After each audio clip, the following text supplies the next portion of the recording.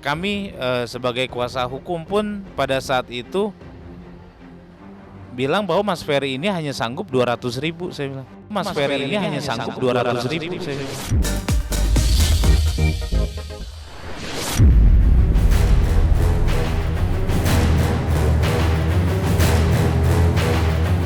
Pemirsa Silat RCTI, sederet berita menggelitik dan heboh kembali mensesaki jagat maya. Berita-berita tersebut menarik perhatian khalayak dan menjadi sorotan lantaran masif diperbincangkan.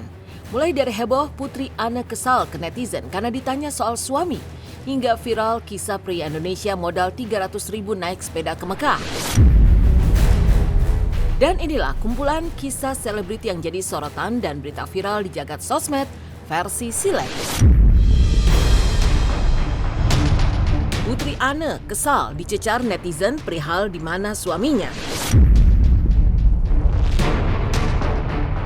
Melakukan live streaming di akun sosial medianya, Putri Anne mencak-mencak saat ada netizen yang menanyakan keberadaan suaminya Arya Saloka. Dengan geram, ibu satu anak ini langsung memerintahkan sang netizen mencarinya sendiri. Tidak hanya itu, lagi-lagi Putri Anne juga menegaskan jika saat ini dirinya tidak memiliki kekasih dan semua lelaki yang berada di dekatnya hanyalah teman semata. Di rembukan artis Mbak wajar ditanya, ujar netizen.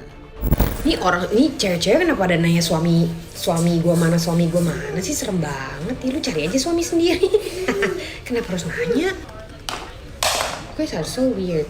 Ini perempuan-perempuan nih pada serem ya, akhir-akhir ini suka nanya suaminya mana, cowoknya mana. Kenapa sih, pengen tahu banget. Kalau nggak ada suami spill pacar, nggak punya juga. Don't have. Semua teman. Everyone is a friend. Resmi cerai, Vena minta nafkah 60 juta. Ferry sanggupnya hanya 200.000. Drama perceraian pasangan Vena Melinda dan Ferry Irawan berakhir sudah setelah keputusan itu dikeluarkan Pengadilan Agama Jakarta Selatan melalui e-court pada 3 Agustus 2023. Salah satu isi putusan itu adalah mewajibkan Ferry Irawan membayar uang masa idah selama 3 bulan sebanyak 30 juta ke Vena Melinda, serta nafkah sebesar 30 juta rupiah hingga totalnya mencapai 60 juta rupiah. Lantas benarkah Ferry Irawan keberatan atas putusan tersebut dan hanya bisa memberi nafkah mut'ah dan idah sebesar Rp200.000 kepada Vena Melinda? Ya, jadi alhamdulillah sidang gugatan yang kami daftarkan atau kami ajukan sebagai tim penasihat hukum atau kuasa hukum dari Mas Ferry Irawan kemarin sudah diputuskan. Tergugat bersama kuasa hukumnya menyampaikan di awal publikasi, membangun opini bahwa klien kami ini orang nggak mampu, orang nggak berpenghasilan. Tapi di dalam fakta persidangan pihak mereka mengajukan permintaan yang pasti nilainya juga fantastis untuk seseorang yang kata mereka itu nggak mampu, tapi kenapa minta angka yang fantastis kepada klien kami yang notabene dikatakan oleh mereka tidak mampu. Dari nafkah mut'ah, permintaan Mbak Vena dalam gugatannya 1 miliar hanya dikabulkan 30 juta. Yang kedua, nafkah idah selama 3 bulan yang dimintakan 165 juta itu hanya dikabulkan 30 juta. Pastinya keberatan ya, karena jujur aja kami sebagai kuasa hukum pun pada saat itu bilang bahwa Mas Ferry ini hanya sanggup 200.000, saya bilang. Mas Ferry ini hanya sanggup 200.000, saya bilang. Mbak, seperti apa Mbak tentang putusan akhirnya kan sudah ini nih? Alhamdulillah. Kan perihal 30 juta yang tidak 30 juta yang disanggupi sama Mbak Ferry. Iya, terlalu ambisi. Jadi dia mau menang terus apapun yang diinin, jadi dia nggak boleh kalah. Iya, nggak boleh kalah. Itu kan arogan namanya. Heboh momen Nisa Sabian diduga dipanggil sayang oleh Ayu Sabian. Setelah sebelumnya heboh, Riri Virus meminta undangan pernikahan kepada Ayus, mantan suaminya, jika ingin menikah dengan Nisa Sabian. Kini publik seolah kembali mendapat bukti adanya hubungan istimewa antara Nisa Sabian dengan Ayus Sabian. Bukti itu mencuat ketika tanpa sengaja Ayus kedapatan memanggil Nisa dengan panggilan sayang saat sang vokalis tengah berlatih menyanyikan sebuah lagu berbahasa Arab. Benarkah? 4, 3. Mari kita belajar ngitung. Kita dikasih PR suruh bawain lagu daerah Bacan. Oh gini.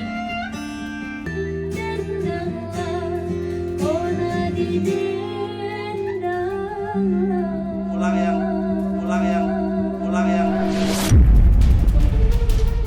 Mungkin netizen tuh mikirnya lu masih baik-baik aja, kenapa nggak balik aja gitu. Cuma kan menurut aku keadaan seperti ini yang jauh lebih baik daripada waktu aku masih bareng-bareng. Karena kan mereka nggak lihat waktu bareng-bareng aku kayak gimana. Yang mereka lihat sekarang baik-baiknya aja. Jadi ya menurut aku ini udah jauh lebih baik dari sebelumnya.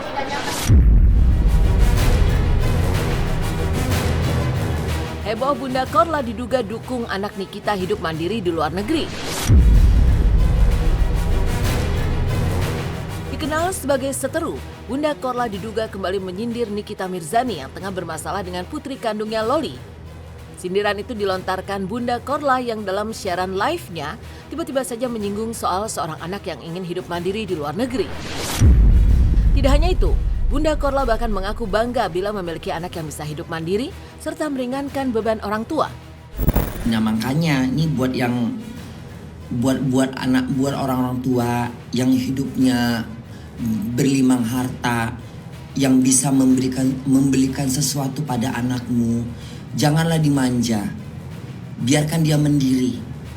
Dikala kau mati, dia nggak merasa kesulitan karena dia udah belajar hidup. Satu contoh lah ya, nggak usah disebut namanya lah, ya.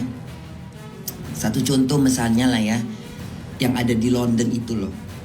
Kalau bunda sebagai orang tua, aku biarkan dia di sana dengan perjuangan hidup dia. Biarkan aja, dia mau ngapain terserah. Kalau dia pingin misalnya mau kerja atau mau ngendos apa-apa, biarin aja. Biar dia bisa mandiri gitu loh. Karena nggak selamanya kita hidup, nggak selamanya kita berduit. Di saat kita jatuh, kita udah nggak laku, dia udah paham dengan kehidupan gitu loh. Itu mendidik namanya. Mana bunda, ini bunda sayang. Kau diam. Kau juga diam.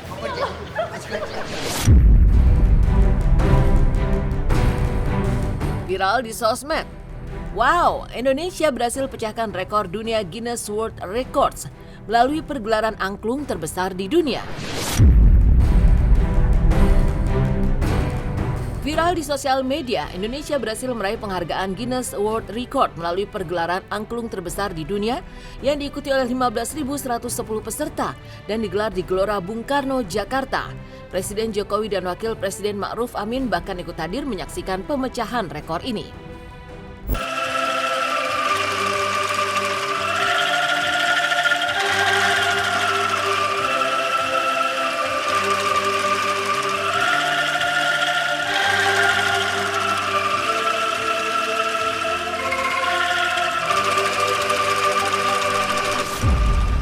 Confirm that with 15,110 participants, you have achieved.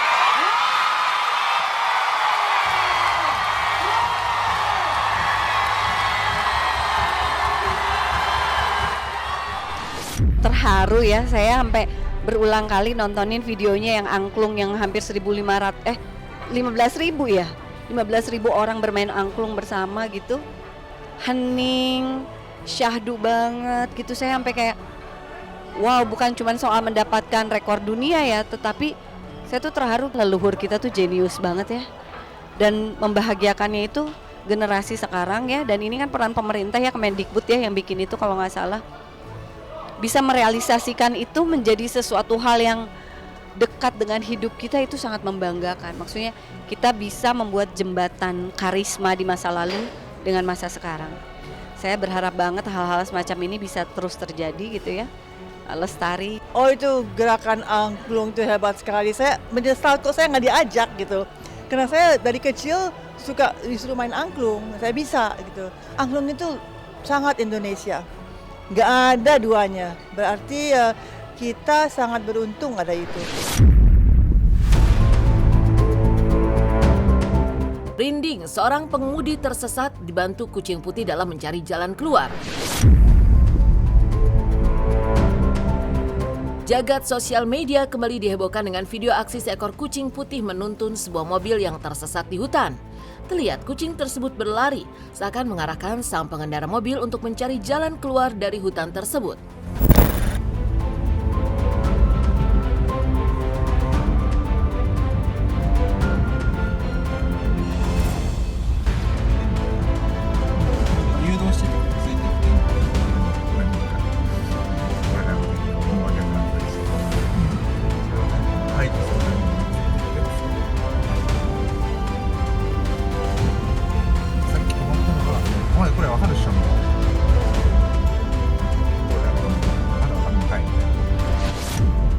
Kalau buat saya, alam punya cara untuk berbicara ya, entah itu lewat suara, entah itu lewat binatang, sosok, dan cara-cara itu memang nyata kok.